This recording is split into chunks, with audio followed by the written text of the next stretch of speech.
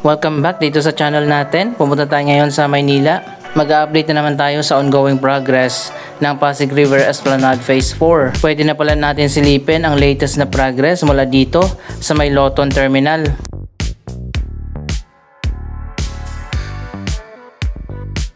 Ayan, makikita naman natin ang Pasig River Ferry Loton Station.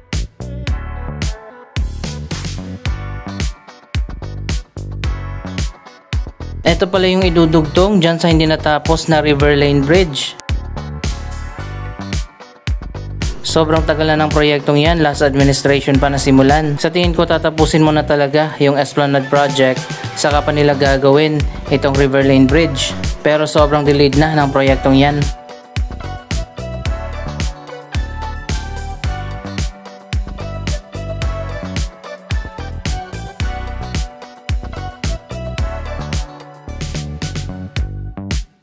Wow, tingnan nyo naman guys, malinis na pala dito. Ayan, nagkaroon na nga ng clearing at nawala na yung mga informal settlers.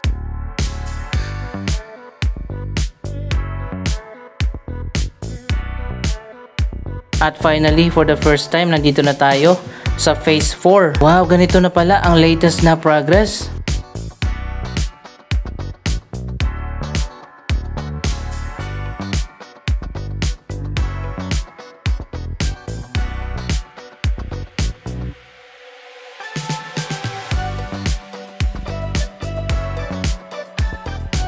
Hindi pa siya tapos pero yung platform nagawa na. Yung ibang bahagi nito meron ng mga baluster.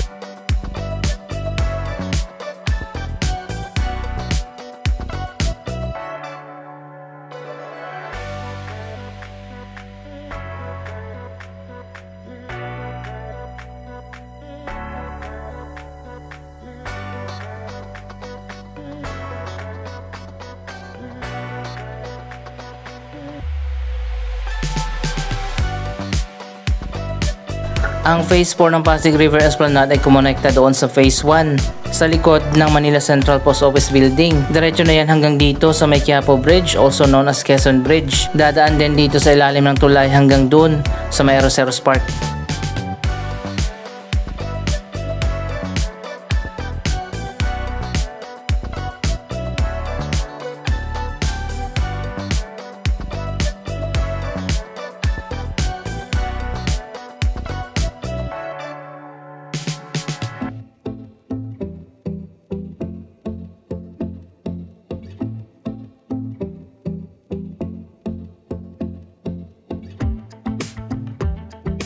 Makikita naman natin, diretso na nga siya hanggang doon sa kabila.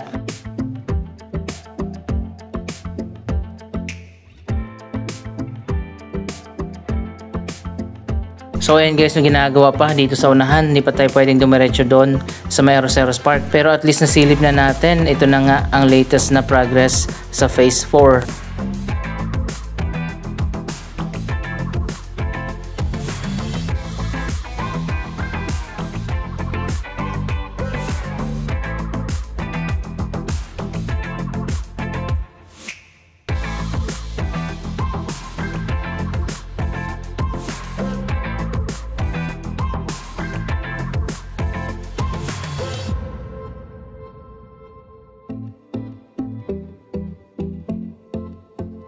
Mukhang idediretso pa yan hanggang doon sa may Ayala Bridge. Anyway, para sa mga nagtatanong para saan itong River Lane Bridge, ito ang pinakabagong pedestrian bridge na magko-connect mula dyan sa Quiapo papunta dito sa may Loton. Sobrang tagal na nga na na-delay ang proyektong ito. Napakaganda niyan kapag natapos na, pwedeng dumaan ng mga pedestrian bilang shortcut mula Loton, diretso ka na ng Quinta Market sa Quiapo at vice versa. Pwede rin dumaan dito yung mga nakabike.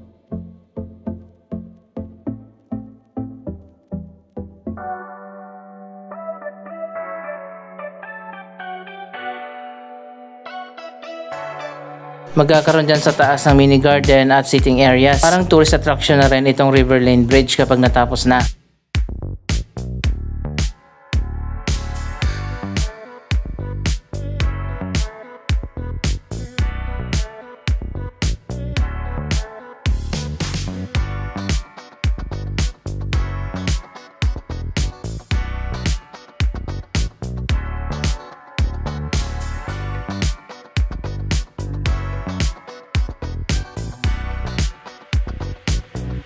Iko-connect nga dito sa Pasig River Esplanade ang River Lane Bridge.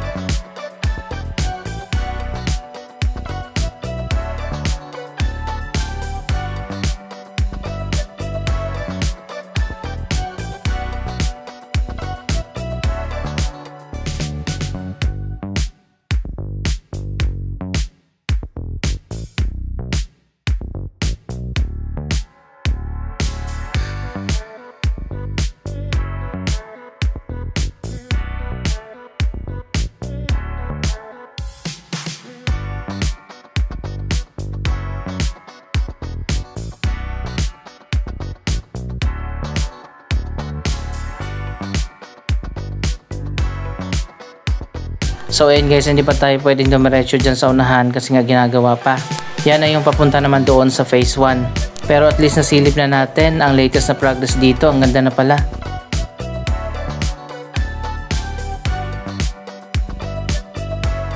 May mga pailaw na nga dito oh.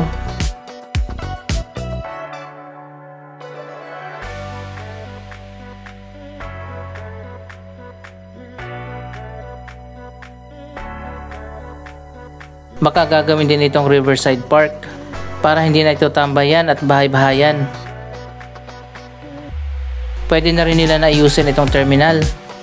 Dati maraming sumasakay dito, yung mga bus na papuntang Cavite at Alabang, para hindi na magsasakay dyan sa Plaza Loton at meron ng dedicated na terminal.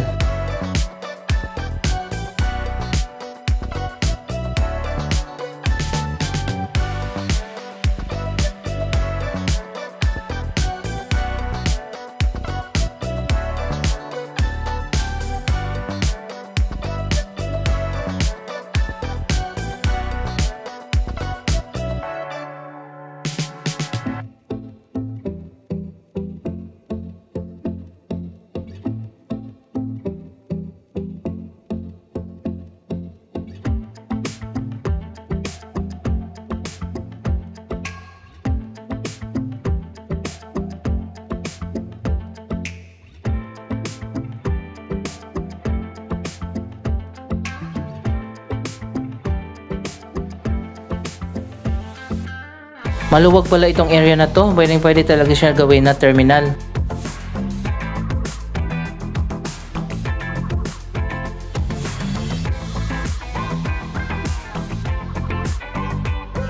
Napabayaan na nga yung mga facilities dito. Konting renovation lang, pwede na ulit ito gawing terminal.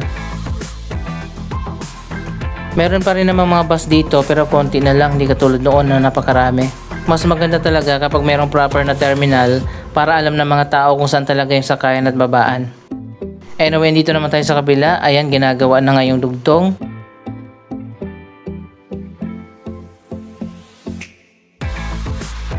Idadaan naman yan dito sa ilalim ng MacArthur Bridge. So ayun guys, kaya hindi pa tayo pwedeng dumiretso dito kasi nga ginagawa pa.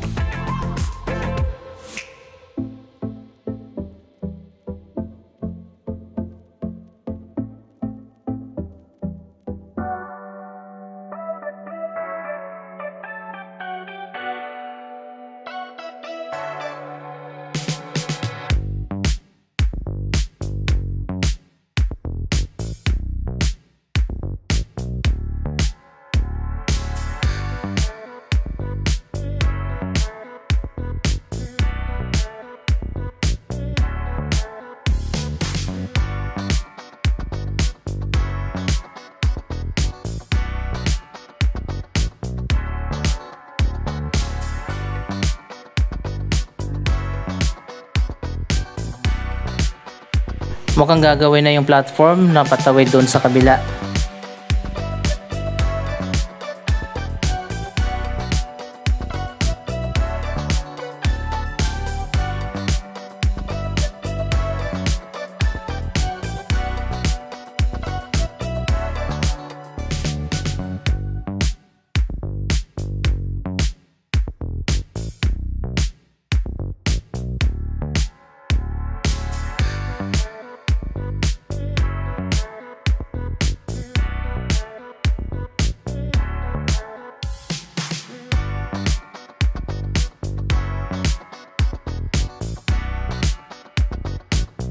Ayan, dito naman yan iludugtong sa likod ng Manila Central Post Office Building.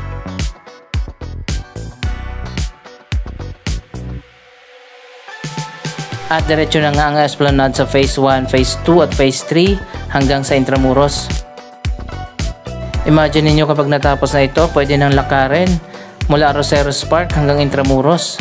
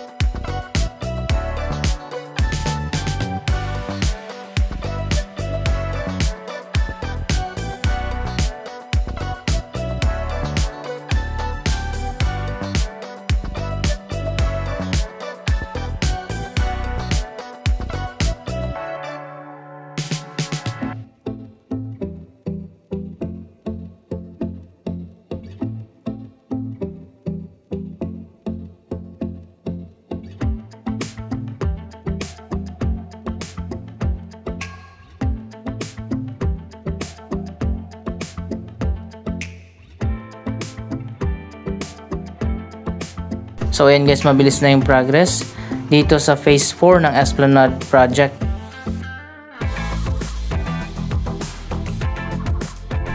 Isa pang project na inaabangan natin ang modernization ng Pasig River Ferry. Na-propose na yan noon pang nakarang administration at may balak nga na i-modernize ang Pasig River Ferry system. Pero hanggang sa ngayon wala na tayong nabalitaan. Bibili kasi ng mga bagong ferry boats, i-upgrade at i-renovate ang mga stations at dadagdagan pa ng mga bagong station ng Pasig River Ferry.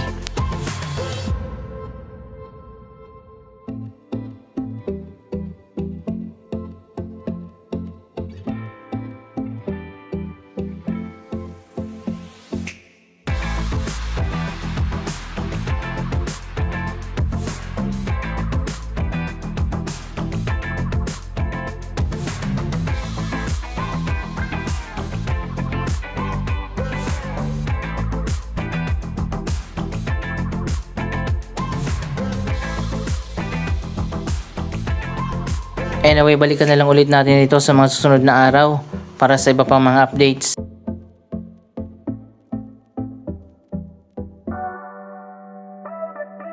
Dito naman sa may Plaza Loton area, ito talaga yung napabayaan na sa Maynila.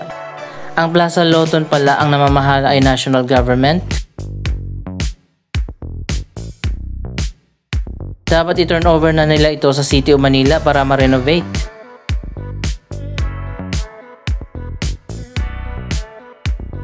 Tingnan yung fountain dito guys, nakakagulat.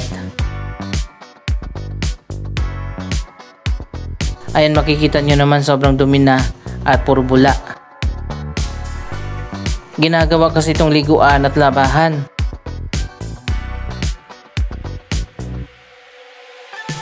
Parang nakakatakot na yung tubig dito, parang may halong chemical.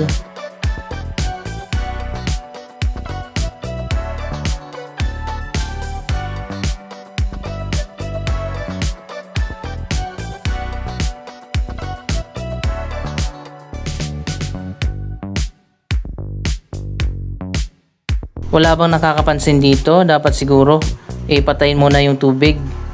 Dapat i-take over na ito ng City of Manila. Ang gawin nila katulad ng ginawa nila sa Mehan Garden. Ni-renovate yung Mehan Garden tapos sinarado. At ang gawin dito, ito na lang sa gitna, yung open. At yung magkabilang side ng park ay isasara na. Pagkatapos na i-renovate, ayun makikita nyo naman, ang dami mga strays, ang dami mga tae. Anyway, anong masasabi nyo sa balitang ito? Mag-comment lamang dyan sa baba ng inyong mga reaksyon. Maraming salamat sa inyong panonood. Huwag kalimutan na i-like, i-share ang video ito at mag-subscribe. Thank you for watching!